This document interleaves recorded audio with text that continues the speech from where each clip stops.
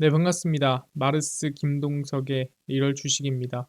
오늘 마르스 김동석의 리얼 주식은 12월에는 그냥 2차 전지 이 기업 무식하게 사모으세요. 세계 1위 됩니다. 지금부터 천천히 사모아도 되는 2차 전지 기업 알려드립니다. 2025년이 더 행복할 수 있을 것 같으니까 오늘 꼭 알아가시길 바라겠습니다. 그 이전에 제가 너무 감사한 마음에 최근에 이슈가 되는 제약바이오 비만치료제 HBM EUV 그리고 제가 테슬라 자료집도 준비하고 있습니다. 그 자료집 무료로 받고 싶다 하시면 영상 끝까지 꼭 시청하셔라 말씀드리면서 모두 무료로 받아가시고요. 오늘 영상 바로 시작하겠습니다. 일단 최근에 캘리포니아에서 세액공제를 하겠다라는 얘기를 했습니다. 트럼프는 없애겠다고 했는데 자체적으로 아니 우리는 하는 게 무슨 문제 있어? 라고 한 거죠. 근데 이게 역사적으로 캘리포니아는 원래 자체적으로 완전 전기차 그리고 전기차에 대한 어떻게 보면 세액공제 또는 지원이 상당히 많은 주 중 하나였습니다. 그래서 보시면은 캘리포니아 주지사는 도널드 트럼프 당선인이 세액공제 정책을 폐기하더라도 우리는 주정부 차원에서 환급금을 제공하겠다라고 얘기를 했습니다. 네, 여기서 알려드릴 거는 주에서 하겠다고 한 걸 대통령이 함부로 막을 수가 없습니다. 그러다 보니까 한다고 해도 이거는 시행이 될 수도 있는 거예요. 트럼프 2기 행정부가 연방 세액공제를 폐지하면 우리는 개입해 캘리포니아의 깨끗한 공기와 친환경 일자리에 대한 공약을 2배 늘릴 것이다 라고 얘기를 했습니다. 그래서 어떻게 보면 반기를 드는 것 같은 느낌이 있죠. 실제 세액공제가 폐지될지 안 될지 모르는데 캘리포니아는 우리는 폐지된다 해도 안 따를 거야 라고 미리 던지는 겁니다. 캘리포니아는 2010년에서 23년 친환경차 구매자를 대상으로 환급 제도를 운용해 전기차 한 대당 최대 7,500달러, 한 1,000만 원 정도를 지원을 해줬다라고 보시면 될 것 같고요. 캘리포니아주는 시장 경쟁과 혁신을 장려하고 새로운 시장 진입자를 지원하기 위한 것. 새로운 시장 진입자라는 게 뭐예요? 이미 진입한 사람은 안 도와줄 수도 있다는 뜻이죠. 그게 누굽니까? 예, 테슬라입니다. 그래서 테슬라는 제외 가능성이 있다라고 얘기했어요. 그러니까 다 도와주는데 테슬라는 조금이라고 얘기를 한 겁니다. 그러다 보니까 좀 테슬라가 기분 나쁠 수 있지만 캘리포니아는 전기차 세액 공제를 진행하겠다는 거고 만약에 캘리포니아가 진행되면은 같이 따르는 몇 개의 주가 있어요. 그럼 그 주들도 아마 자체적으로 세액 공제를 주겠다고 할 가능성이 높습니다. 근데 이게 진짜 현실적으로 가능합니까? 궁금하죠. 그래서 확인을 해보면 이 뉴섬 주지사의 단독 결정, 그러니까 내가 할래 해서 할 수 있는 건 아닙니다. 그래서 이러한 제도가 시행될 수는 없어서 주의회의 동의가 또 필요해요. 마치 이제 법안을 통과하듯이 주 안에서도 또 서로 간의 동의를 해줘야 됩니다. 근데 캘리포니아 주엔 이 민주당이 우세한 지역이기 때문에 주의회를 민주당이 장악하고 있습니다. 그럼 당연히 IRA를 내밀었던 민주당이 이번 세액공제에 대해서 당연히 이 캘리포니아 주 자체에서도 동의하고 통과할 가능성이 매우 높다라고 생각하면 될 것 같습니다. 그래서 주정부는 테슬라를 제외한 이 세부 사항을 주의회와 협의할 예정이며 내용이 변경될 수 있다라고 언급했습니다. 그러니까 테슬라가 제외된 것까지도 뭐 조금 넣을 수도 있고 아니면 어떻게 될지 모르겠지만 그것까지 다 포함해서 일단은 변경이 될 수 있다. 테슬라를 뺐다고 했지만 넣을 수도 있는 거다라고 가능성을 좀 열어둔 거죠. 그래서 트럼프 취임 이전부터 전기차 세액공제 폐지 관련 소음이 끊이지 않습니다. 그러니까 이런 상황인데 사실 뭐 법안이 빠르게 통과되긴 쉽지 않겠죠. 근데 여기서 중요한 건 뭡니까? 이 정도로 아니 그럼 전기차가 진짜 필요합니까? 아니 그냥 전기차가 왜 우리가 내연기관차에서 바꿔야 되는 거죠? 이 근본적인 좀 이유가 필요한 거 아니겠습니까? 그래서 이 근본적인 이유를 좀 파고들겠습니다. 그래서 확인을 해보면 최근에 테슬라가 무슨 얘기를 했냐? 로봇 택시와 휴머노이드 로봇의 원격으로 접근해 제어할 수 있는 원격 운영 시스템 개발을 위한 소프트웨어 엔지니어를 채용 중입니다. 그래서 원격할 수 있는 프로그램 만드는 사람 지원 좀 해줘라고 올린 거죠. 그 이유가 뭐예요? 로보택시를 진짜 진행하기 위한 어떻게 보면 기반을 준비하고 있는 겁니다. 맞춤형 원격 운영 시스템에 대한 요구 사항을 주도하고 설계 결정을 내리고 소프트웨어 통합을 구현한다라고 기술이 돼 있어요. 그래서 이거를 할 수 있는 사람이 지원을 해달라라는 거죠. 상업용 자율주행 승차 서비스를 운영하는 웨이모, 구글이죠. 이미 공사구역이나 사고 등 특정 케이스를 처리하기 위해 원격 조종 시스템을 구축해 놓기도 했습니다. 그래서 사실 이미 하고 있는 데는 원격 조종이 상당히 중요해요. 그래서 테슬라도 이 로보택시 하려면 해야 된다라고 생각하는 거죠. 그럴 일이 생기긴 하니까. 로보택시 사이버캡은 스티어링 휠이나 페달이 없는 승객 2명을 태울 수 있는 차량이고요. 그냥 타기만 하면 됩니다. 2026년쯤 아마 차량이 생산될 걸로 전망이 됩니다. 그러니까 테슬라가 질렀죠. 우리는 사람이 운전할 필요 없는 로봇택시 자율주행, 완전 자율주행 택시를 상용화시키겠다라고 얘기했습니다. 근데 그게 가능하려면은 뭐가 있어야 되나라고 궁금할 수 있어요. 그래서 확인을 해보면 이제 테슬라는 지금 이 사이버캡으로 가기 위한 자율주행 버전이 있었습니다. 그래서 하드웨어라고 부르고요.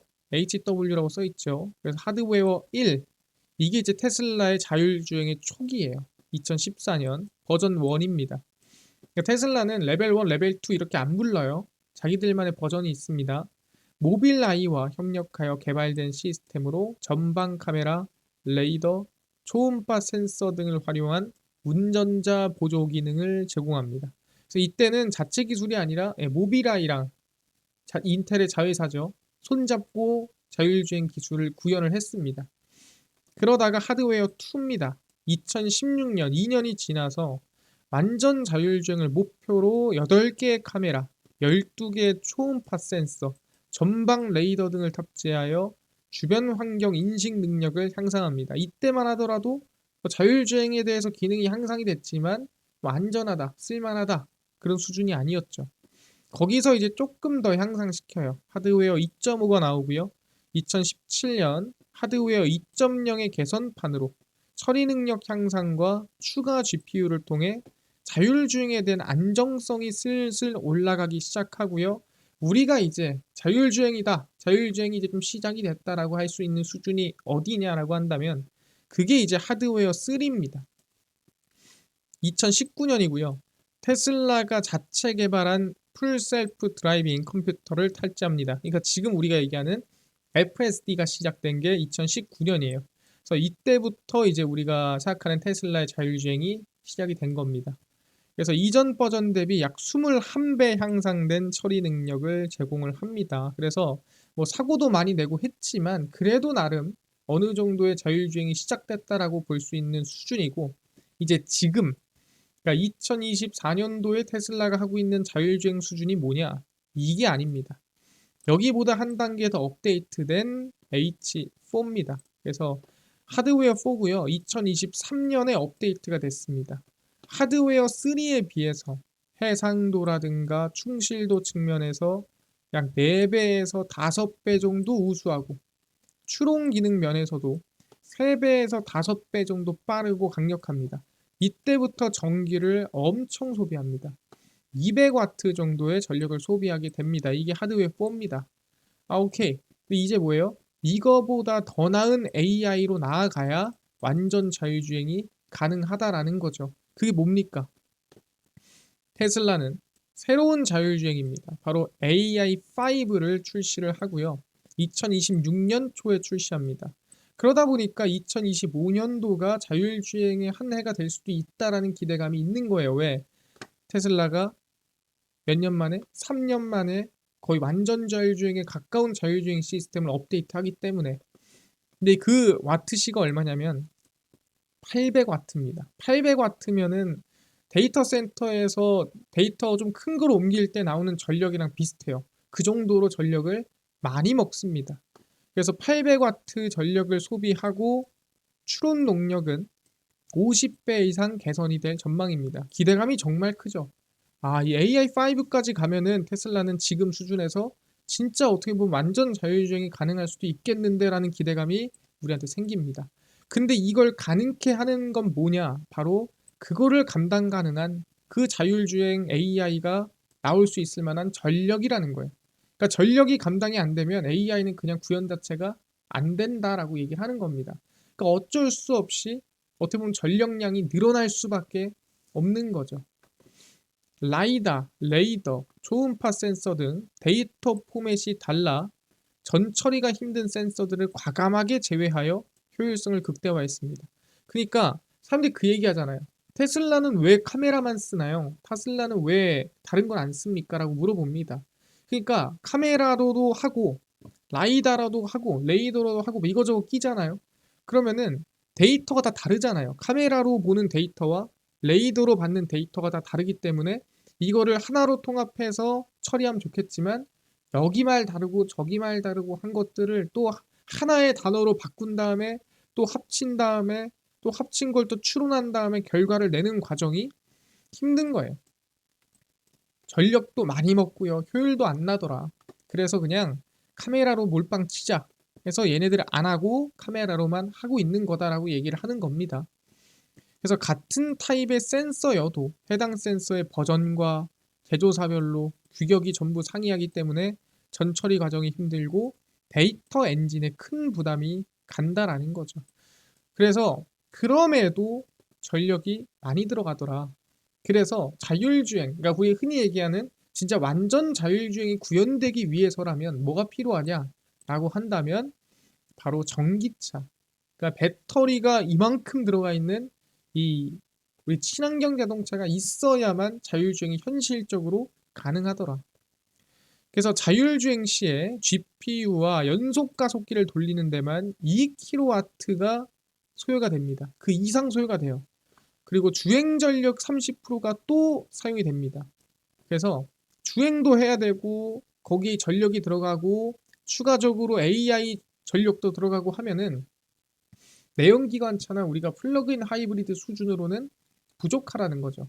그래서 배터리가 이만한 게 있어야 자율주행에 대한 데이터 처리, 데이터 처리에 대한 전력량, AI에 대한 전력량, 자율주행에 대한 센서 연력량 다 가능하다. 왜냐하면 카메라, 라이더, 레이더, 센서가 수집한 주변 환경 정보, 자동차 운행도로의 정밀 지도 등 데이터가 점점 커집니다. 왜? 해상도가 좋아지잖아요. 그럼 데이터가 점점 커지고 그럼 그 점점 큰 데이터가 맞다가 갔다가 계속 옮겨지고 처리하고 정리하고 추론하고 하는 과정에서 더 많은 전력이 들어갑니다.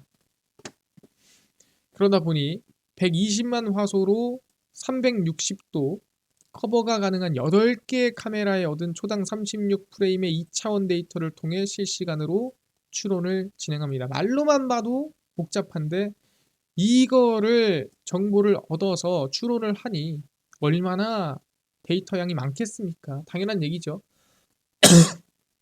그러다 보니까 자율주행 AI 대규모 데이터 처리와 운행에 쓰이는 전력까지 한 번에 처리를 하려고 한다면 대용량 배터리는 필수다. 그렇기 때문에 테슬라가 원하는 자율주행으로 나아가려면 결국엔 전기차가 동시에 나아가야 된다라고 얘기를 하는 겁니다. 그래서 우리는 뭐다? 아, 결국엔 동반 성장이구나. 그냥 2차전지만 성장하고 자율주행만 성장하는 게 아니라 같이 성장할 수밖에 없는 상황이 만들어진 거예요. 지금까지는 자율주행을 어찌어찌 버텼어요. 있는 배터리, 있는 전력량으로 어찌어찌 버텼는데 이제는 슬슬 벅차기 시작한 시기가 왔고 그 시기가 제가 봤을 땐 25년, 26년이 된다라는 거죠. 왜? 그만큼 자율주행의 능력이 진짜 많이 올라왔다라고 볼 수가 있는 겁니다. 그래서 당연히 자율주행 관련 기업도 관심을 가져야 돼요. 자율주행 기업과 2차 전지는 동시 성장하는데 얘만 볼 수는 없겠죠. 그래서 퓨런티어가 2023년에 최대 실적을 달성했습니다. 영업이익이 거의 5배 정도 성장해요. 왜 성장했냐? 테슬라의 하드웨어 3 자율주행에서 하드웨어 4로 2023년에 전환할 때 해당 카메라 탑재량 증가가 퓨런티어한테 수혜로 작용한 거죠. 왜? 퓨런티어는 삼성전기를 통해 테슬라의 자율주행용 센싱 카메라 검사 장비를 납품하고 있습니다. 그러니까 결국에는 이 테슬라가 더 많은 카메라가 원하고 더 좋은 카메라를 원할 때마다 피런티어의 실적은 늘어난다라는 거죠. 근데 아까 26년 초니까 25년도에 당연히 실적이 어느 정도는 반영이 되겠죠. 그래서 자율주행 성능과 연계되는 카메라의 특성상 AI5에서는 추가적인 탑재량 증가와 화소 상승이 기대가 됩니다. 그래서 AI5에서는 더 나은 성능의 카메라를 원하고 거기에 따라 퓨런티에 대한 납품도 늘어날 거다라고 전망을 하는 거죠. 그래서 25년에서 26년 실적이 큰 성장이 전망이 되고요. 아마 어느 정도 눌려야 될 겁니다. 지금 이미 많이 높거든요. 그래서 25년 한 6월쯤부터 유망하다라고 생각을 합니다. 실적이 크게 성장하는 시기인. 그래서 2025년 6월쯤인데 그럼 지금은 우리가 어디에 관심을 가지냐? 좀 안정적으로 관심을 가지고 싶다 하시는 분들을 위해서 ETF로 좀 가지고 왔습니다. 왜냐하면 ETF가 좀 등락이 부담이 별로 없어요. 뭐 다른 기업들이 막 마이너스 20%씩 플러스 20%씩 위로 갔다 아래로 갔다 한다고 했을 때 ETF에 대한 등락률은 지금 좀 많이 저가 있기 때문에 부담이 좀 덜 합니다. 그래서 2차 전지에 부담을 좀 덜 하고 싶다 하시는 분들은 레버리지도 아니고 그냥 일반 ETF에 관심 가지시면 될 것 같은데 세 가지예요. 타이거 2차 전지 탑 10이다. 이거에 관심 가진다 하면은 이 안에 있는 종목 구성이 평균이에요. 그러니까 이거 평균, 이거 평균, 이거 평균해서 그냥 다 일반적으로 나눠 놨습니다. 그러니까 세 개 다 흐름은 비슷해요. 근데 어디에 치중돼 있냐의 차이입니다. 이거는 그냥 일반적으로 다 그냥 나눠져 있고요. 코덱스 2차 전지 산업이라는 ETF는 포스코 홀딩스 중심이에요. 그래서 포스코 홀딩스가 비중이 좀 더 많습니다. 뭐 40% 이렇게 되진 않지만 한 20% 정도로 제일 많아요. 그리고 타이거 2차 전지 테마라는 ETF가 있는데 이거는 이제 LG 에너지 솔루션, LG 화학 쪽에 지분이 많습니다. 비중이 많아요. 그래서 얘는 LG 에너지 솔루션 중심의 ETF입니다. 그래서 나는 만약에 그냥 평균적인 걸 사고 싶으면은 이거 ETF를 고르면 되고요. 아니다. 나는 포스코홀딩스가 조금 더 비중이 많았으면 좋겠어.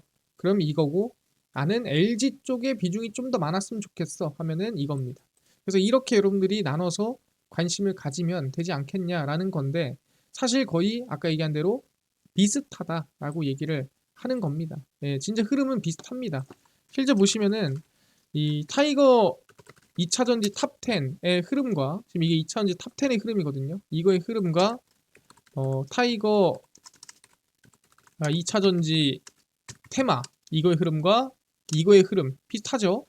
그 다음에 코덱스 2차 전지 산업의 흐름과 비슷합니다. 예, 거의 비슷한데 아까 얘기한 대로 비중의 차이에 따라 조금 차이가 난다 말씀드리니까 그 부분 알아두시면 될 것 같습니다.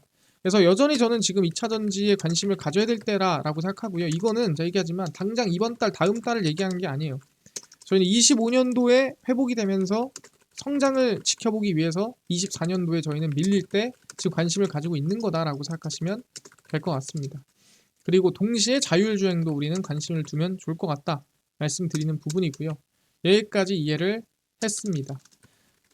이뿐만 아니라 아까 전에 제약바이오, 비만치료제, HBM, EUV 시장 전망 관련주 저희가 자료집 무료로 나눠준다고 했는데 이거 어디서 받을 수 있나요? 또는 당일 급등이 예상되는 단타 종목을 매일 무료로 좀 나눠주시고 장 시작 전에 급등이 예상되는 뉴스라든가 시황을 무료로 나눠주시고 테마주라든가 매매법 강의를 무료로 나눠주세요 하시는 분들이 있어서 김동석 대표가 100% 무료로 나눠드리고 있습니다. 바로 김동석의 리얼 주식 연구소라는 100% 무료 어플에서 나눠드리고 있고요. 이 어플은 내가 아이폰을 씁니다. 앱스토어에서 무료로 설치 가능하고 갤럭시를 씁니다. 구글 플레이, 플레이 스토어에서 무료로 설치가 가능합니다. 그래서 무료로 설치를 하고 나면은 전화번호 같은 거 적어야 되나요? 아무것도 안 적으셔도 됩니다. 적을 데도 없어요. 전화번호 필요 없고요. 앱스토어, 구글 플레이, 플레이 스토어 접속하시고 뭐라 검색하냐? 김동석의 리얼 주식 연구소라 검색하시면 이렇게 어플이 뜨게 됩니다.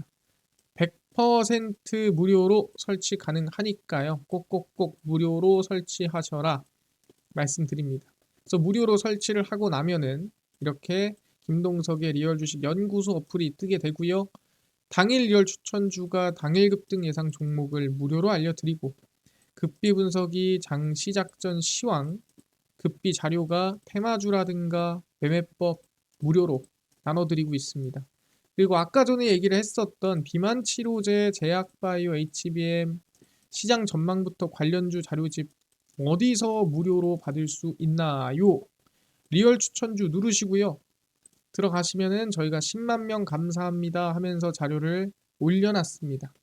이거 누르고 들어가시면은 맨 밑에 저희가 제약바이오 HBM EUV 월가들의 투자법 총정리 온디바이스 AI 로봇까지 저희가 무료로 정리를 해드립니다. 자료집 다 무료거든요. 믿져야 본전이에요. 모두 받아가시고요. 뿐만 아니라 저희 리얼 추천주에서는 11월 28일, 27일, 26일, 25일도 추천주도 무료로 매일 나눠드리고 급비 분석은 장 시작 전 시황입니다. 해외 증시부터 국내 이슈까지 무료로 정리해드리고 있고요. 급비 자료는 당일 있었던 이슈 관련주 무료로 정리해드립니다. 그래서 김동석의 리얼 주식 연구소 제가 100% 무료로 평생 무료로 운영합니다. 종목 시황 테마주 꼭 얻어가시고요. 뿐만 아니라 저희 아르스 김동석의 리얼 주식 유튜브 여러분들의 사랑으로 커갑니다. 구독자 20만 명 향해 달려가니까요. 유튜브 구독, 영상 좋아요, 댓글까지 남겨주시면 너무나도 감사하겠다 말씀드리면서 오늘 영상 여기서 마치고 다음번에 더 좋은 영상으로 찾아뵙도록 하겠습니다. 감사합니다.